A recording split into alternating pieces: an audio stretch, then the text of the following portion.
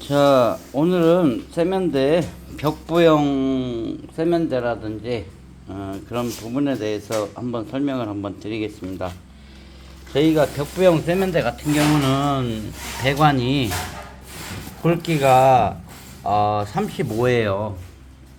이 35인데 이걸 알고 계신 분들도 판넬 주택에서는 드뭅니다. 왜냐하면 판넬 주택에는 그렇게 벽부형 싱크대를 못 거는 것처럼 그냥 얘기해서 쉽고 편한 대로만 일을 하기 때문에 이 내용을 알고 있는 사람들이 드물어요. 그리고 이제 제가 장수 가서는 철물점 사모님이 이 35짜리 파이 쓰임새 용도를 알고 계시더라고요.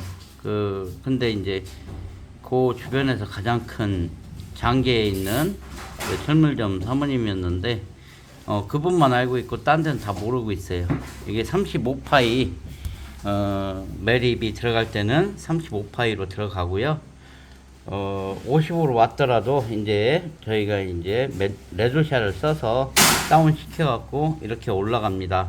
물론 여기는 벽부형 싱크대는 벽부형 세면대는 아닌데 이제 저희가 세울 건데 좀 더 깔끔한 마감을 치기 위해서 매입 배관이 들어가는 거예요. 매입 배관. 그렇기 때문에 이런 부분을 알고 계시면 좋고요.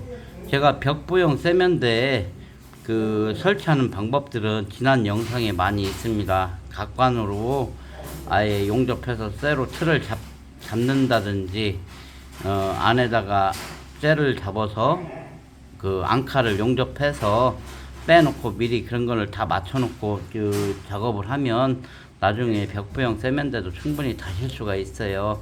그런데 안 돼요. 판넬에는 설치 못합니다. 맨날 이런 소리만 하죠. 그렇기 때문에 판넬 주택이 맨날 보면 싸구려 마감밖에 안 나오는데 조금 그게 요즘 건축주 분들은 눈이 조금 높습니다. 높아서 하다못해 등 같은 경우도요 다 매입으로 들어가는데 그런 부분도 제 영상에는 전부 다 있습니다. 매입 등을 설치할 때 어떻게 설치를 해야 안전한지 그런 부분들서부터 다 설명해 놓은 게 있는데 제 영상을 이렇게 한번 정주행 한번 해보시면 집 짓는데 많은 도움이 되실 거예요. 그리고 이제 예를 들어서 그런 것 같아요. 이제 집주인 분들이 직영공사를 하기 위해서 공부를 많이 해야 된다, 공부를 많이 해야 된다. 이렇게 막연한 생각들로 이제 많이 그런 것들을 갖고 있고, 실제로 뭐 가서 얘기를 들으면 뭐 어떤 업자를 만나야 되고, 뭐 예를 들어서 이렇게 하면 눈탱이 치고 돈은 주지 마세요 했던 사람들이 자기가 공사를 할 때는 선불을 원하고, 이 불합리한 시스템에서 절대 그런 게 아니고요. 구체적으로 제가 건축주들이 어떤 부분을 공부해야 되는지를 한번 설명드려 볼게요. 현장 와서 이런 부분들을 보면 벽부형 매립을 할 때는 나는 어떻게 하고 싶습니다. 기술자들한테 얘기하고 전에 보니 어떻게 어떤 방식으로 하더라, 이렇게 해서 하더라, 이런 것들을 설명할 수 있으면 직영공사가 충분히 가능합니다. 석고 보드를 치면서도 제가 말씀드렸었죠. 현장에서 오셔서 한번 박아보시면 그 느낌을 알 수가 있어요.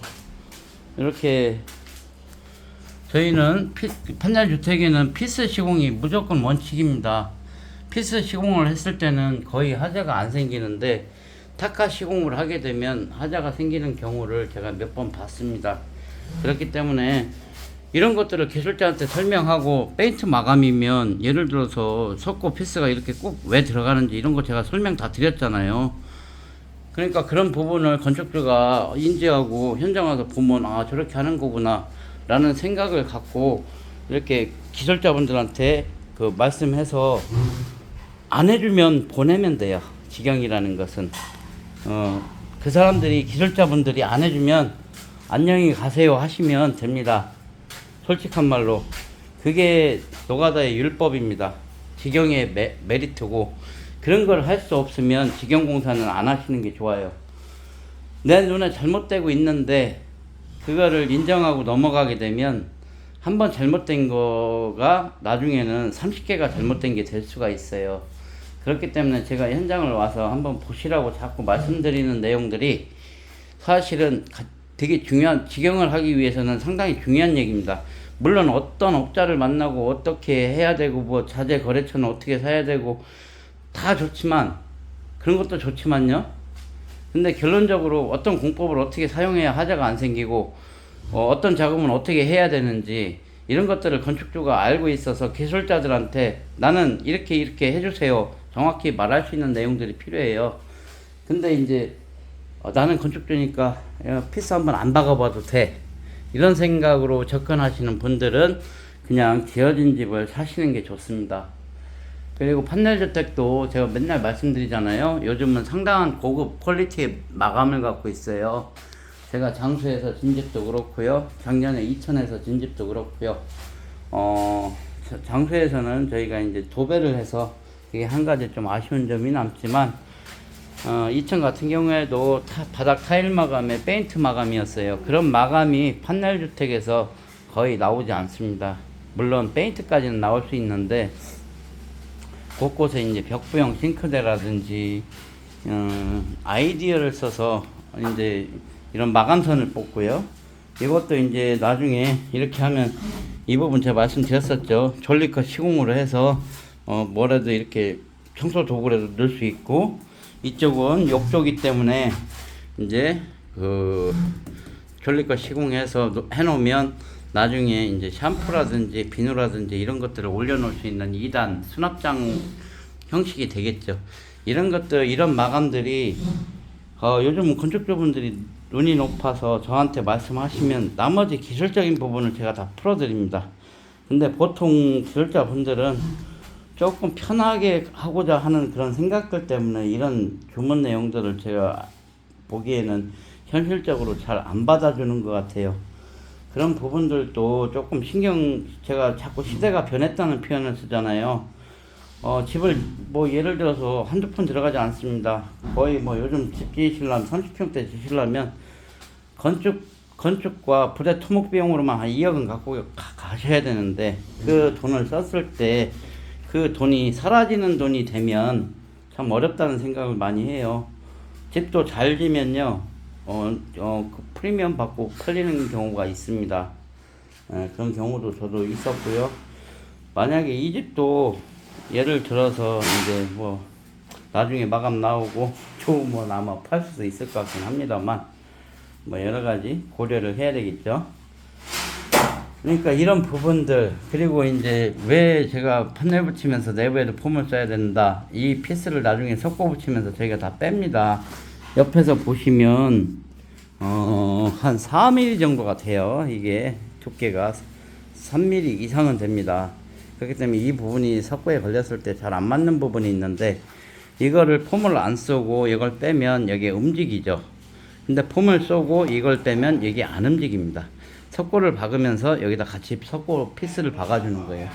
이런 내용들이 집에 하자를 줄일 수가 있고 좋은 집을 만들 수가 있는데, 이제 이런 부분들은 또 현장에서 눈으로 확인을 하셔야 되는 부분들이 제가 있다고 분명히 말씀을 드렸습니다. 백날 얘기해서 가서 그 교육 받는다고 이런 것들 절대 안 알려줍니다. 자기가 직접 현장 다니면서 체크를 해야 되고요. 전기선은 어떻게 해야 되는지 요즘 추세에 맞게 시대가 변하면서 건축법 또한 바뀝니다. 관련 제도도 바뀌고요. 그러니까 유동적이기 때문에 건축해야 되는 시점에서 한 1, 2년 정도는 여러 현장을 다니면서 공부를 하신다고 생각하고 하시면 무난한 직영공사를 하실 수가 있는데, 나는 건축주니까 돈 쓰는 사람이니까 내가 돈 주는 사람한테 나는 그냥 해 하면 다 하지 않아요. 그리고 요즘 기술자들도 자존심이 너무 세서 뭐 자기 말이 최고인 것처럼 얘기하시는 분들도 계시는데 간혹은. 근데 이제 가장 중요한 거는 제가 말씀드렸다시피 안녕히 가세요 하시면 누군가 한 명은 선장, 그러니까 배에서 키를 잡고 가야 되는 사람이 분명히 필요한데, 직영건축은 그게 바로 선장이 건축주가 되는 거예요. 물론 저 같은 경우는 제가 여러 부분을 알고 있기 때문에 그 기술적인 내용들을 다 이제 제가 건축주들하고 상의하면서 풀어주지만 디자인이라든지 이런 부분들은 아직도 저도 건축주와 많이 상의를 합니다. 그래서 제가 건축주를 세워놓고 공사를 하는 이유고요. 그런 부분들. 근데 이제 간혹은 제가 뭐 업자인 것 같다라는 생각도 들기는 하는데 대신에 이제 일당을 받으니까 별 내용은 없습니다만 뭐 여러 가지로 그렇고요. 아직 뭐 다음 주까지는 비가 계속 계획되어 있는 것 같아요. 그리고 아까 제가 욕조 보면서 말씀을 안 드렸는데 욕조 바닥에도 100% 단열재를 하셔야 됩니다. 사방으로 벽면도 해야 되고요. 그러니까 단열재가 끊기게 되면 열 견도라는 게 있기 때문에 열교환을 일어날 수밖에 없고요. 실제적으로 제가 재작년에 화성에서 공사할 때 그 숙소로 쓰던 주택이 있었어요. 스틸하우스 구조인데 거기서 저녁 때 이제 겨울에 공사했으니까 추우니까 몸 좀 녹이고 싶어서 그 물을 받고 욕조에다가 물을 받고 이제 좀 들어가 있으려고 했는데 물이 들어가는 족족이 이제 찬물로 변하는 거예요. 그 참 애로사항이 있더라고요. 그렇기 때문에 욕조 밑면, 측면 부분들도 항시 단열을 유지하셔서 따뜻하게 목욕을 즐기실 수 있었으면 좋겠고요. 뭐 이거는 제가 드리는 팁입니다. 이런 부분까지 이제 세세하게 알아야 이제 기밀 시공, 따뜻한 집 시공이 가능한데 많은 사람들은 뭐 판넬 붙이면서 폰만 쓰면 되는 줄 알고 있어요. 근데 그거 말고도 주택의 세계에서는 알아야 될 내용들이 좀 많이 있습니다. 많이 있는데 이제 주택 그러니까 제 지난 영상을 한번 정주행해 보시면 제가 곳곳에 많은 부분들을 이렇게 설명해 놓고 했어요. 그리고 기술자가 그런 것들을 설명해야 되는 거지. 이 랩 구조가 좋습니다. 이거 하세요. 직영공사 내가 판넬서부터 뭐 골조까지 해주겠습니다. 다 오세요. 그리고 선거금 받고 이러는 건 절대 아닙니다. 기술자들은 그거는 영업사원이죠.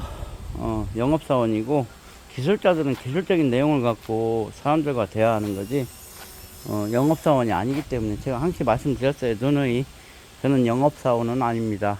그러니까 그리고 제 영상이 제가 볼 때는 소규모 주택 현장에서 현실을 반영하며 가장 좋은 내용이라고 저는 생각을 하는데 유튜버들이 저를 왕따시키는 느낌도 많이 듭니다. 어떤 내용인지는 모르겠지만 뭐 그런 부분들도 있고요.